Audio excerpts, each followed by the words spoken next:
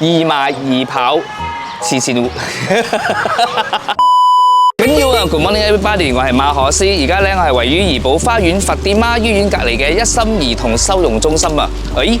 呢位哥哥，你做緊啲咩啊？我喺度準備緊呢個2025年嘅呢個包裹愛心總有你嘅呢個慈善義跑義賣會啦。冇錯啦，呢一項嘅活動咧，將會喺2025年5月18號星期日咧早上嘅7點鐘至到下午嘅2點鐘咧隆重舉行㗎嚇。咁啊呢個活動咧只需報名費係45蚊啫，不限年齡嘅。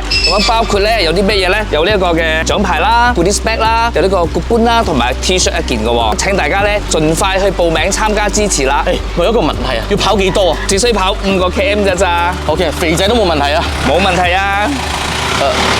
咁喺我身邊呢一位呢，就係一心兒童收容中心嘅主席鐘嘉晴先生啦。你好啊，鐘生。你好，你好。咁今次嘅呢個慈善活動呢，你係打算呢籌嘅款項呢，目標係幾多啊？同埋呢，你用喺邊一方面嘅呢？我哋今次嘅慈善義跑義賣會啊，我哋個目的係要籌200千咯，所以200千係要嚟俾我哋一心兒童收容中心嘅經費、細路哥讀書費用、細路哥補習費用同埋食住個等等咯。咁呢個義跑呢，係幾號前係截止報名㗎？大家記得啦，我哋嘅慈善義跑截止日期係5月5號啊！咁請大家踴躍支持啦，我哋到時見咯，拜拜。